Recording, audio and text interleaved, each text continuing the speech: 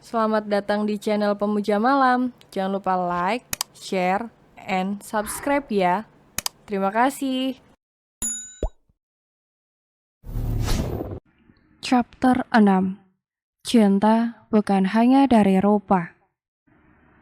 Alvin meratap Fajar logat-logat sambil menghela nafas panjang. Kali ini ia memilih untuk percaya dengan perkataan Fajar. Baiklah, aku percaya denganmu, kata Alvin sambil melipat tangannya di dada. Itu bagus. Tapi ingat ya, meskipun kau sahabat dekatku, aku tidak akan pernah memaafkanmu jika kau sampai menyakiti Senja. Tak akan kubiarkan kau membuatnya menangis, ucap Alvin sambil merokok sakunya dan mengambil sebungkus rokok yang ia bawa dari rumah. Alvin menyulut rokoknya dan menghisapnya kuat-kuat, seraya matanya melirik Fajar yang masih diam tanpa kata. Aku merawat dan menjaga Senja dengan penuh kasih sayang. Selama ini aku selalu menjamin kebahagiaannya. Jadi aku tidak akan rela jika ikatan pernikahan hanya membuatnya terluka, sambung Alvin sambil meratap Fajar. Apa yang kau katakan, Vin? Aku mencintai Senja. Aku tidak akan membuatnya terluka. Dia pasti bahagia bersamaku, sahut Fajar dengan cepat namun sedikit gugup. Aku berkata seperti ini bukan tanpa alasan. Aku sudah sangat lama mengenalmu. Aku tahu betul bagaimana hubunganmu dengan Adara dan bagaimana perasaanmu padanya. Adara jauh lebih sempurna daripada Senja. Jadi mana mungkin aku bisa percaya jika kau tulus mencintai adikku, ucap Alvin. Cinta bukan hanya dari rupa atau harta, tapi juga dari hati, Vin. Kepribadian Senja jauh lebih baik daripada Adara. Itu yang membuat aku mencintainya, jawab Fajar dengan tegas. Adara memang cantik, tapi dia memainkan trik kotor demi karirnya. Dan bodohnya, aku juga terjebak dalam kebiadabannya, ucap Fajar dalam hatinya. Syukurlah kalau begitu, aku sudah mempercayakan Senja padamu. Tolong jangan sekalipun menodai kepercayaanku, kata Alvin sambil menepuk bahu Fajar dan menatapnya dengan tajam. Di saat yang bersamaan, Senja datang dari ruangan dapur. Ia menatap kedua lelaki itu dengan sedikit cemas. Kak Alvin, semoga dia tidak curiga dengan pernikahanku, batin Senja dalam hatinya. Ayo, kita sarapan, ajak Senja sambil menghampiri mereka berdua. Iya sayang, Vin, ayo ikut sarapan, kata Fajar. Ayo, jawab Alvin seraya beranjak dari duduknya. Lalu mereka bertiga melangkah bersama-sama menuju ke meja makan. Detik waktu terus bergulir begitu saja, dengan cepatnya meninggalkan hari, minggu, dan juga bulan. Tak terasa pernikahan Fajar dan Senja sudah berjalan selama 6 bulan. Semakin kesini, semakin banyak cobaan yang menguji rumah tangga mereka. Purani yang selalu memojokkan Senja dan mengatakannya mandul, sedangkan di sisi lain Fajar masih tidak berubah. Ia sama sekali belum pernah menyentuh Senja, jangankan untuk hal yang lain. Menyentuh bibirnya saja Fajar tidak pernah. Senja berada dalam kedukaan yang tak kasat mata. Ia sama sekali tidak mengerti dengan jalan pikiran Fajar, yang tak pernah menyentuhnya hanya karena belum menginginkan anak.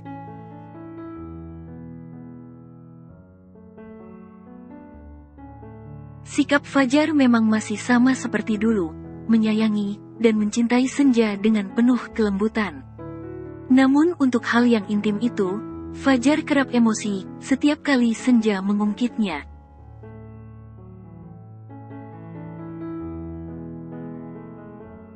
Apakah Fajar memiliki kelainan, ataukah dia memiliki wanita lain di luar sana? Dua pertanyaan yang selalu mengganggu hati dan pikiran Senja.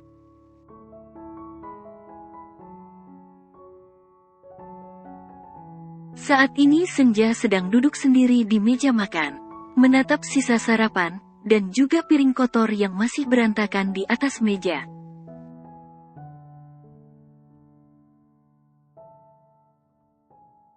Fajar baru saja berangkat kerja, mungkin sekarang ia belum jauh dari apartemennya. Senja memegangi kepalanya yang terasa sangat pening. Semua ini sulit dan berat baginya.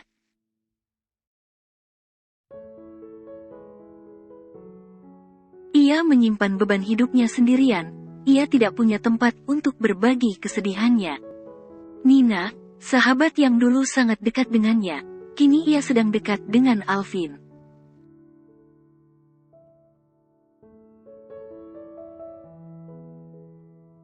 Senja tak berani berbicara banyak tentang pernikahannya pada Nina. Ia takut jika Alvin akan mengetahuinya. Apa ya yang sebenarnya terjadi dengan Kak Fajar? Aku bingung menghadapi sikapnya yang tidak menentu. Dia selalu menyayangiku, tapi tidak pernah mau menyentuhku. Ucap Senja dalam kesendiriannya.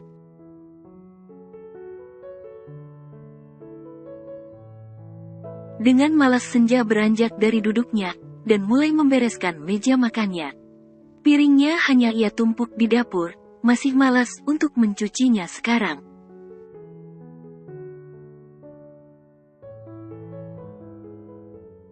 Setelah selesai meletakkan piringnya, Senja kembali ke kamarnya.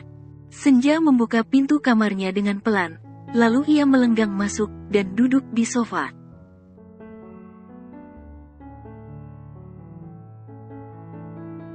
Senja meraih ponselnya yang tergeletak di atas meja. Senja memainkannya sebentar, dan tak sengaja matanya menatap satu nama yang membuatnya tersenyum.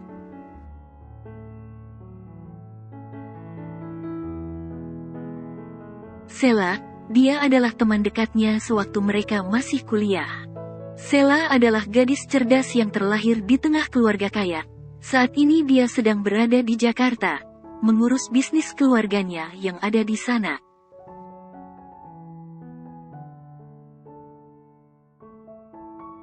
Adara kan tinggal di Jakarta, mungkin aku bisa mencari tahu tentangnya lewat Sela. Ucap Senja sambil tersenyum simpul.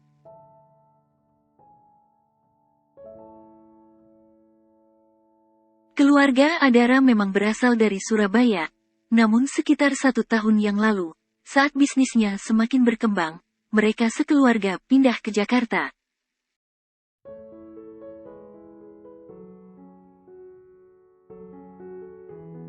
Dan sampai saat ini, sepertinya mereka masih tinggal di sana. Tanpa berpikir panjang, Senja mulai menghubungi nomor Sela. Ia harus benar mencari tahu tentang Adara. Sesempurna apapun dia, Senja tidak akan membiarkannya merusak rumah tangganya.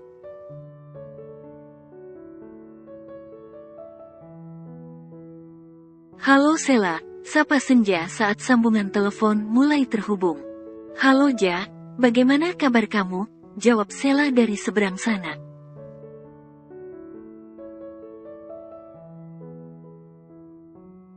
Aku baik Sel, kamu sendiri bagaimana? Senja balik bertanya. Kalau kabar sih baik Ja, tapi soal asmara masih tetap suram seperti dulu. Jawab Sela sambil tertawa renyah.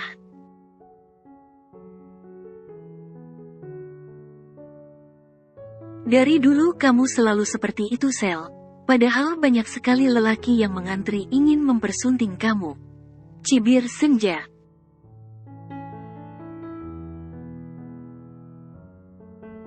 Belum ada yang cocok Ja, kebanyakan cuma modus, aku kan mencari yang tulus. Jawab Sela. Terserah deh, Sel.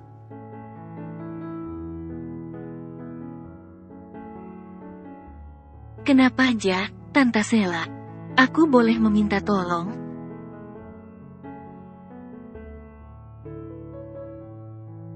Minta tolong apa? Katakan saja Ja, selama aku bisa pasti aku bantu. Ucap Sela dengan serius. Aku ingin mencari tahu tentang seseorang. Dia tinggal di Jakarta, tapi aku belum tahu alamat lengkapnya di mana, kata Senja.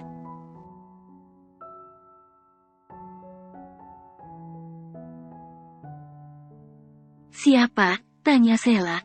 Namanya Adara Victoria, putri dari John Victory, seorang pengusaha besar yang dulu tinggal di Surabaya, tetapi sekarang sudah pindah ke Jakarta. Jawab Senja.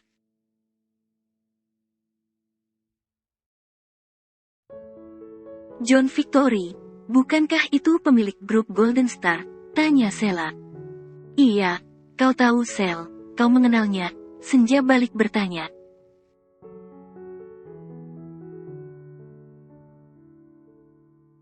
Aku tidak kenal, tapi aku tahu.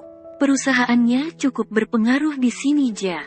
Letak kantornya juga tidak terlalu jauh dari kantorku. Jawab Sheila menjelaskan.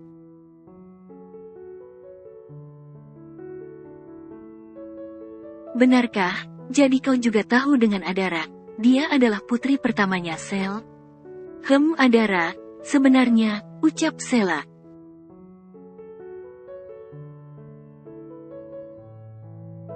Sebenarnya apa Sel? Tanya Senja dengan cepat. Mungkinkah Sheila tahu sesuatu?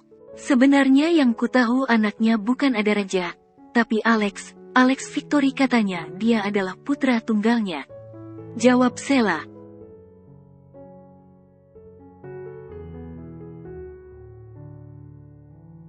Putra tunggal? Kenapa bisa seperti itu? Adara itu anaknya, aku tahu itu. Ucap Senja. Waktu masih di Surabaya aku tidak tahu tentang mereka. Aku mulai tahu saat mereka tinggal di sini. Dan dari kabar yang aku dengar, anaknya hanya Alex seorang, kata Sheila.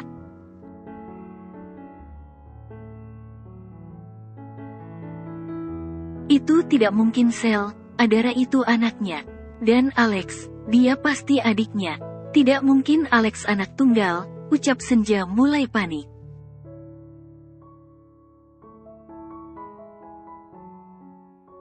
Begini saja Ja, nanti aku akan menyuruh orang untuk mencari tahu tentang mereka waktu di Surabaya. Kamu tenang saja, jangan panik, dan tunggu sebentar. Aku pasti akan membantumu, ucap Sheila menenangkan Senja.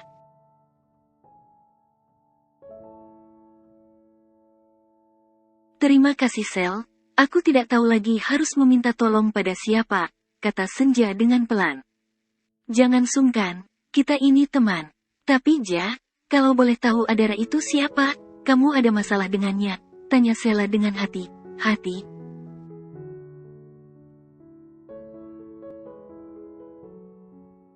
Dia mantannya suamiku, jawab Senja dengan pelan. Apa? Tapi mereka sudah tidak ada hubungan apa? Apalagi kan?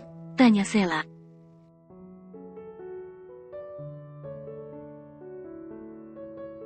Entahlah, aku juga bingung Sel. Saat ini aku masih mencari tahu.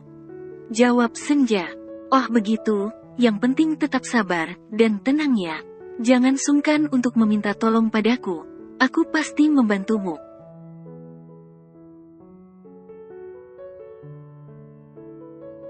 Terima kasih ya Sel. Iya, ngomong hubunganmu dengan Ken bagaimana? Tanya Sheila.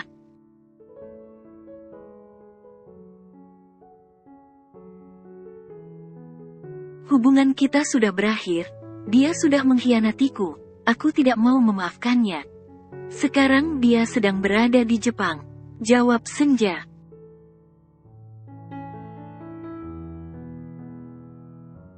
Takdir memang sulit untuk ditebak ya Ja, aku tidak menyangka jika kalian akan berpisah, mengingat hubungan kalian dulu yang sangat romantis, aku pikir akan berakhir di pelaminan. Ucap Sheila.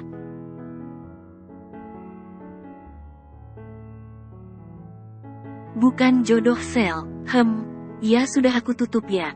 Aku mau beres rumah, kata Senja. Iya, baik di sana ya Ja.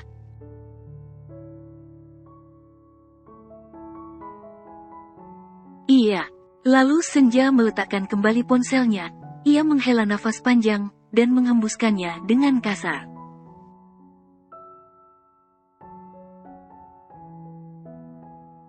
Ken, ia kembali teringat dengan lelaki itu. Dia sangat marah waktu tahu Ken mengkhianatinya. Tetapi sekarang, ia tetap bertahan walaupun sikap Fajar sangat mencurigakan. Sebesar itukah perasaannya untuk Fajar? Cinta terkadang memang tidak masuk akal, dan tidak bisa diukur dengan logika.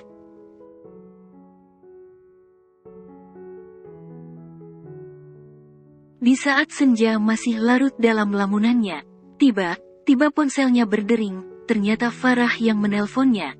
"Halo Fa," sapa Senja dengan sedikit malas.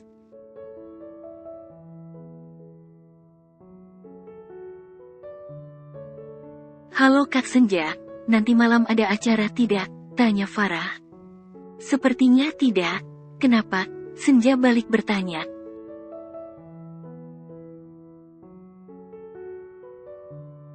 "Mama menyuruh kalian untuk datang ke sini.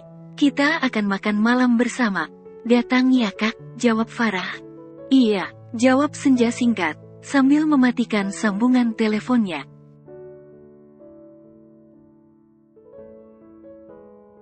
Datang ke rumah mertua, selalu saja menambah luka hatinya. Bu Rani selalu memojokkannya, dan membandingkannya dengan Adara.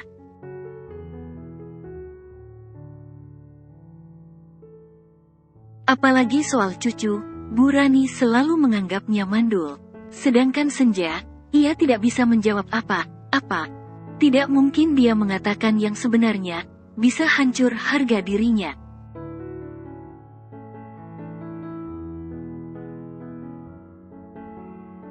"Ah, semuanya menyebalkan," teriak Senja sambil memukul meja di hadapannya dengan cukup keras.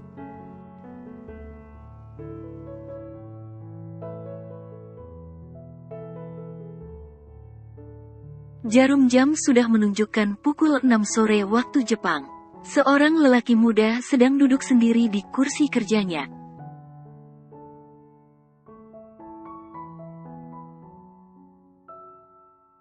Dia adalah Ken.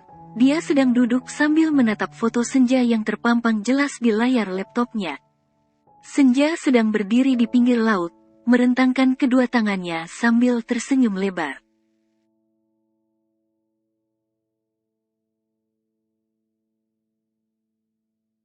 Ken menghembuskan nafasnya dengan kasar, mengingat tentang Senja selalu saja membuat hatinya sesak dan perih. 5 tahun bukanlah waktu yang singkat, ia mengukir kenangan yang manis, dan merajut cinta yang indah bersama dengan Senja.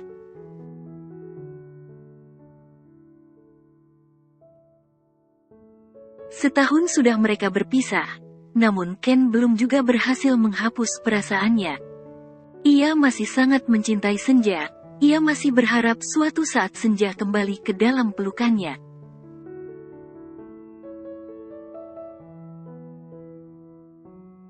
Ken beranjak dari duduknya, ia melangkah mendekati jendela ruangannya. Tak lupa ia menyambar rokok, dan pemantik api elektrik yang tergeletak di atas meja.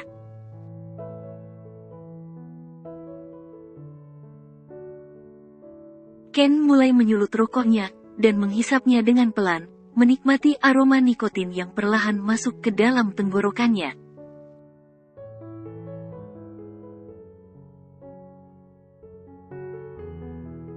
"Senja," gumam Ken sambil menghembuskan asap rokoknya.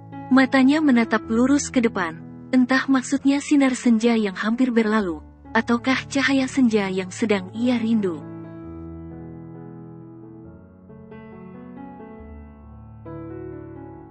Pikiran Ken menerawang jauh ke masa lalu, masa di mana ia dan Senja saling menjaga hati.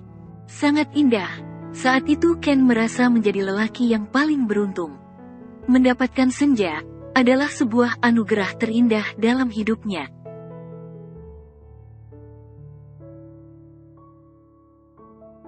Namun kini semua tinggal kenangan, yang sebenarnya harus ia lupakan. Karena Senja kini sudah menjadi milik lelaki lain, mereka sudah terikat pernikahan.